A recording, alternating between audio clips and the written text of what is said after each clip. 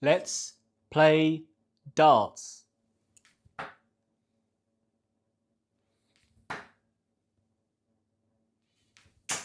Ladies and gentlemen, we got two trebles there. It's a miracle. That's 121. That could be the highest score I've opened up proceedings with on here. Let's take a little moment there, a little round of applause for myself there. Thank you. I really appreciate that. Wow, the first dart, I mean, it was looking dodgy, wasn't it? It was looking at standard procedure after that first one. But look, we're here. We're going to throw some arrows today. We're going to do something slightly very different. We haven't done this particularly, well, ever. So let's give you the rundown. It must be about 2 months ago, maybe 3 months ago. I went to the great Straight to the Point, who you find on YouTube. He's a darts coach. And the reason me and Straight to the Point started talking was because I was watching his channel when I first started to want to learn this wonderful game and how to get better at it.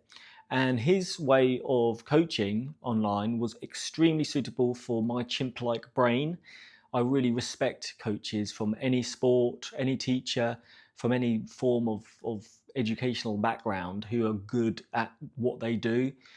Because I'm not a great learner at times. I really struggle when I'm having to listen to somebody tell me things.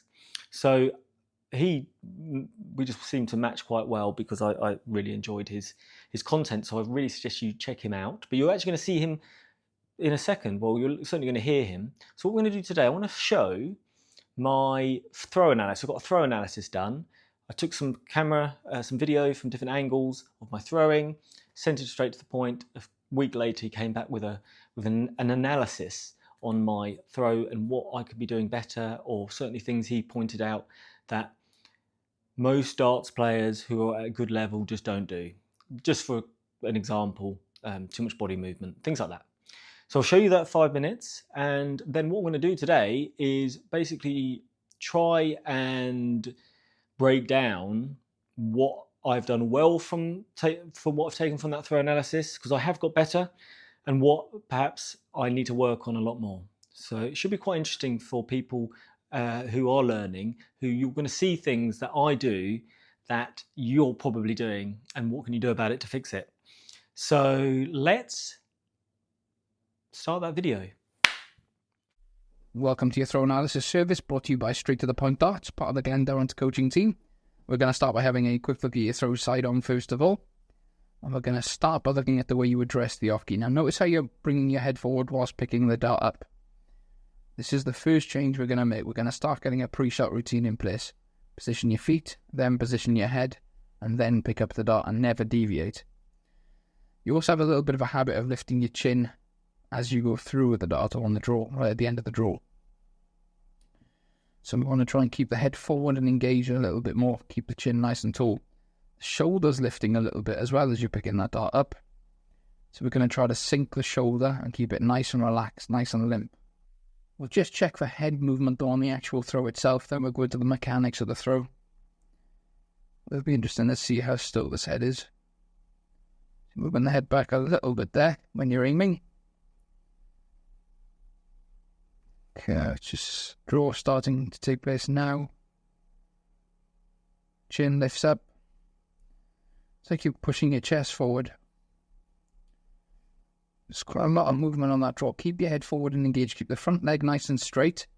Lean in more from the waist, keeping the head forward and engaged. We're just going to watch this throw again though, because your hand turned. There was a rotation. At the end of the throw, look at your hand turns, like screwing a light bulb a little bit.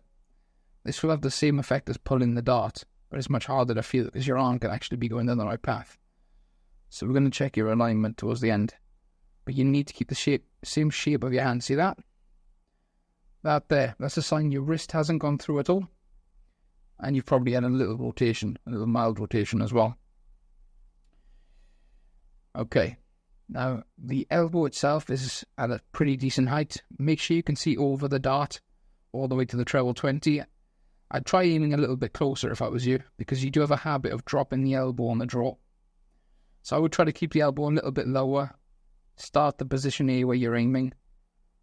More at 90 degrees. Run about by here. That'll be good.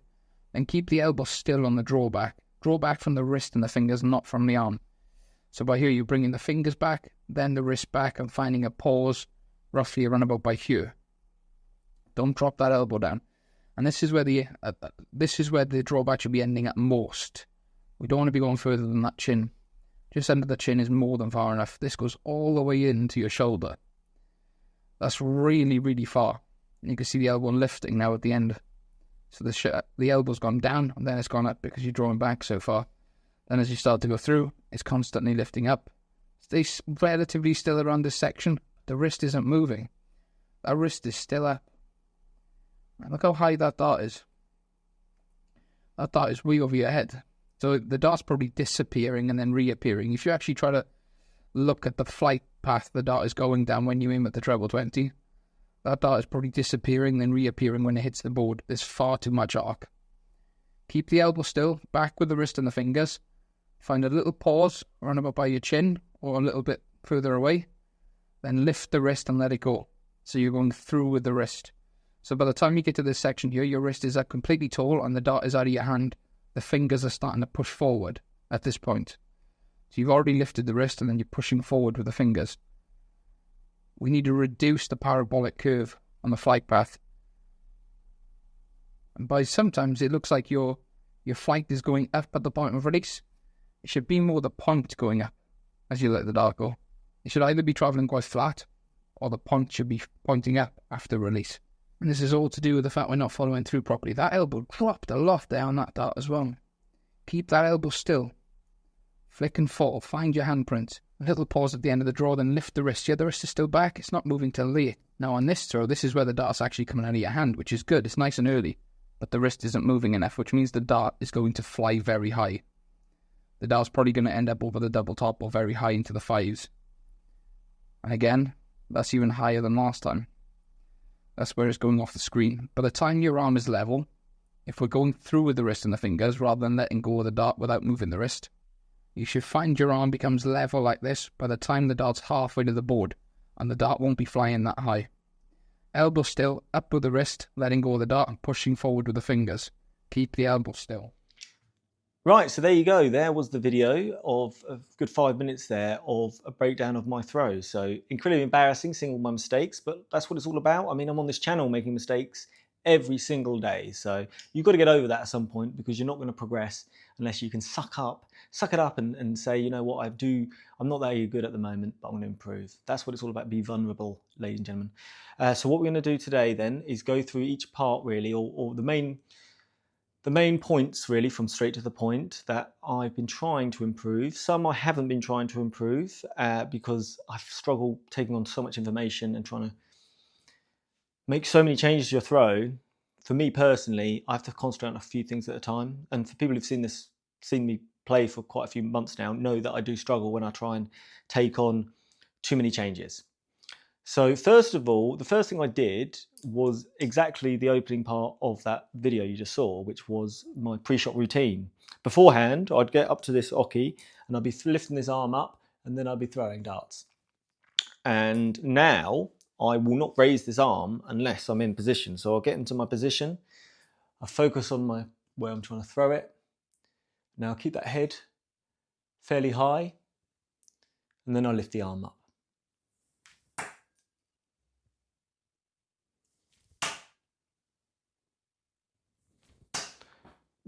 Lucky that they were good darts for me anyway. Although a standard 36, not quite a 26, but you get the point there. I think everybody can do this and should do this. And if you watch the professionals, look at the highlights of the Hungarian Open, watch the darts next week. And when they go up to throw, they're really very conscious of getting into position, everything. Then they're raising the arm. And unless somebody tells you this stuff, most of you will be like, of course, that's obvious. But it wasn't for me. And I think for most people, unless things are pointed out, sometimes the obvious stuff is missed. So it's raising the head, bringing the arm up, and then throwing.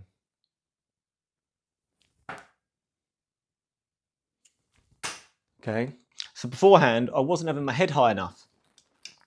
So I was moving my head as I was drawing back. So you want to reduce as much movement as possible, I guess.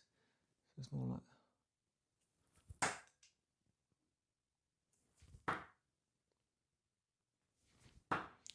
yeah, nice 100 as well. Look, it's nice when I'm explaining these things and they're going well. It almost looks like I know what I'm talking about. So that's something I've definitely taken on and improved on, and it's created consistency with my throwing. One element which you saw in that video, which I haven't concentrated on or even really thought about, I've done it a couple of times in training, but my shoulder, now when I lift this arm up, my shoulder's moving, and I'm assuming that hasn't really changed.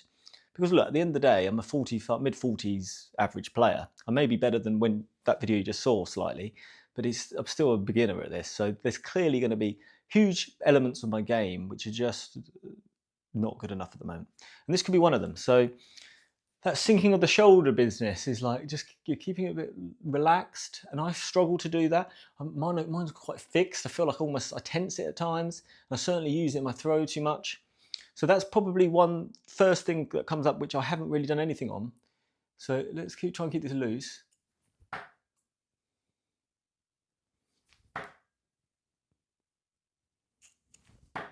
That last one was nice. But mainly, the problem with those first two shots, when I'm doing my shoulder, was just that follow through there, I felt. But the shoulder, I just haven't really thought about. I'm going to get another throw analysis done from straight to the point soon.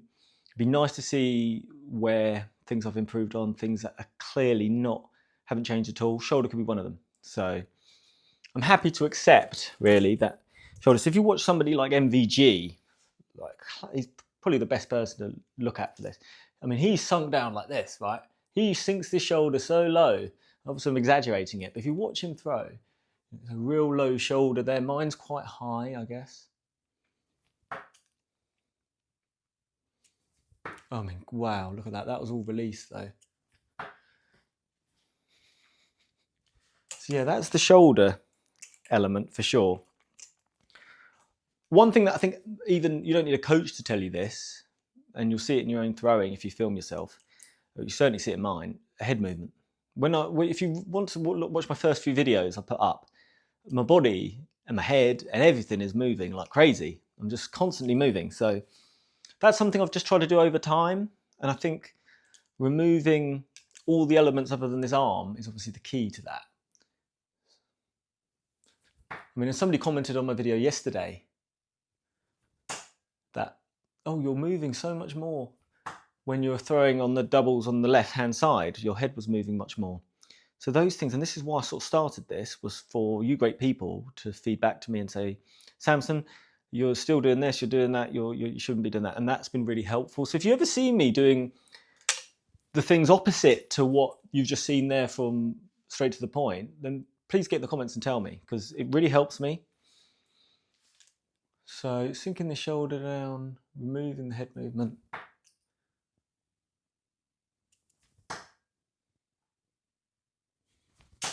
That's nice. So the shoulder there, I think something perhaps I'll work on soon. I finally found some consistency to my arrows recently. They're not great arrows, but the technique is the same every time. My biggest challenge was every throw felt different. And even though a lot of the time I would do okay and hit doubles, it would be 1 out of 3, 1 out of 4, because I'd only get one good technique. Now, most of my videos now, even when I'm not hitting the doubles, I'm getting fairly close. I'm in the region, whereas earlier on, it was so sporadic. Some were I'd get 1 or 2 good ones and then one all over the gaff. So that has definitely been something I've got better at, is that consistency. And in doing so, my head just moves less. So that's been good. Right, one element of the game, which is very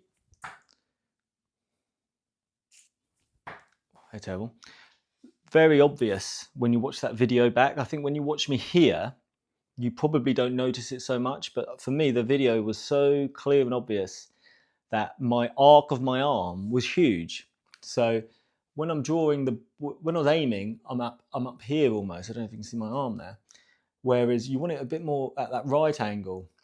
And I was all the way back here, and then I'm drawing it all the way back, almost under my chin here, almost under my ear, like really by my neck. And I do that a fair bit now still, but I have been slowly stopping my draw here like a little pause and then throwing. Now I'm very inconsistent with it,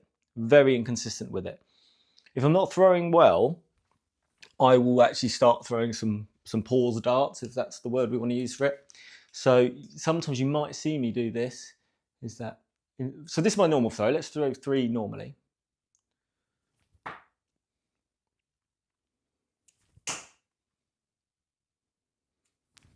So that drawback is just too far. Creates too much of an arc, and if you've got a larger range of motion, you're more likely to have inaccuracies. That's the way I see it. Perhaps you can correct me if I'm wrong. So sometimes what I've been trying to do, so first of all, even without what I just spoke about, my aiming arm is less. So I'm back here more. I might bring the arm up like this and then bring it back here, but that sort of propelling the dart is a less of a range. But if I'm pausing, sometimes I do this, right? Just pause, throw, pause, throw, pause. And I think one of the videos I used the phrase pause and push. So to try and encourage myself to use that that pause, because if you watch all the professionals, and you watch them when they get that side on angle, as they bring that back, there's a slight pause. Some of them are more exaggerated than others, but there's always a pause. Whereas mine, very quick, whereas a little pause.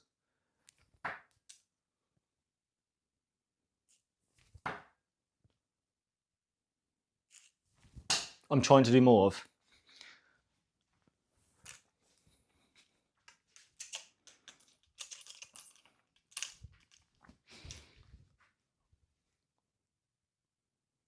Pause and push. Pause and push. Pause and push. And I just need to, if I don't follow through, so really when I pause like that, when it doesn't go very well, it's very obvious what the reason is, and it's my follow through. So just to touch on my follow through, because a couple of months ago I was obsessed with follow through. Because when I was not doing any pausing, when I was doing this long arc, I was getting my best results with a very exaggerated follow through, a bit like this.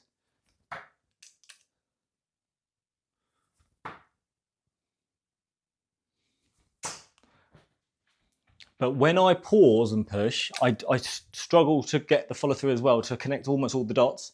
So that's something I need to work on 100%. The other thing which I have worked on, and it needs a lot more work still, is I was very much an arm thrower. I was throwing the whole thing with my arm, not using my fingers, not using my wrist enough. So I'm trying to turn this wrist over. So as I'm throwing it, it's like a wrist action rather than a sort of a throw and release. That's something that is just taking time. I'm conscious of it. I'm doing it all the time. I don't try and talk about it because I don't want to get my head. But I'm definitely bringing that back and pushing the dart through with my wrist more. And in doing so, releasing it at a better time. That needs work. That's really hard for me, I find, because I've went from just throwing it with my arms to throwing it with my wrist. And I do feel, I'm happy that I'm making progress. But you see that? Like, it's pretty hard to see there, but I'm trying to sort of, I mean, that's terrible, but that's why I don't talk about it, because when I talk about the wrist bit, and I've done this, I've noticed myself do this when we've done videos before, if I use my wrist and start talking about it, I'm all over the place. But I do know I'm using my wrist more, and hopefully when I get my throw analysis done again, we'll see the height of that dart drop down, because it's ridiculous how high those darts, it didn't even make sense in my head how my hand was here and the dart was so high up here you couldn't even see it. But clearly that is the result of not having, using that wrist to turn that wrist over.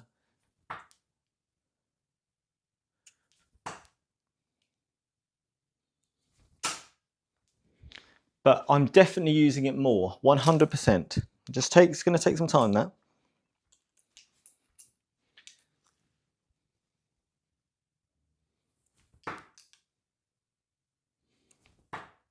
And throwing shoddy darts, and this is the problem. So the reason I try not to talk too much these days about what I'm trying to change in my technique, because when I do, my head is in the wrong place. Your head should be, when you're playing darts, or when you're training, you should just be focusing on the techniques and things, not worrying about where the darts are going necessarily. But what I'm trying to do here is I'm trying to just concentrate on the darts when I'm throwing the darts. If that makes sense. Just focusing on exactly what I'm trying to do at that very, very, very precise point.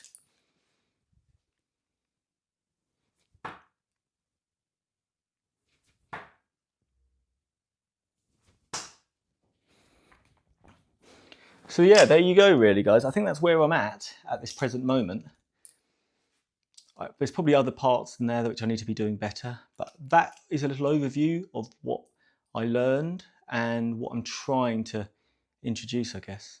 So yeah, I guess hopefully that might be helpful to some of you, and also just give you a little rundown of where I am at the moment. And it'll be good to get another throw analysis done and we can relook at this. But if it was helpful, let me know. And thanks straight to the point for all his effort and etc. And I really recommend going to his channel and checking out his stuff. Cheers and have a good one.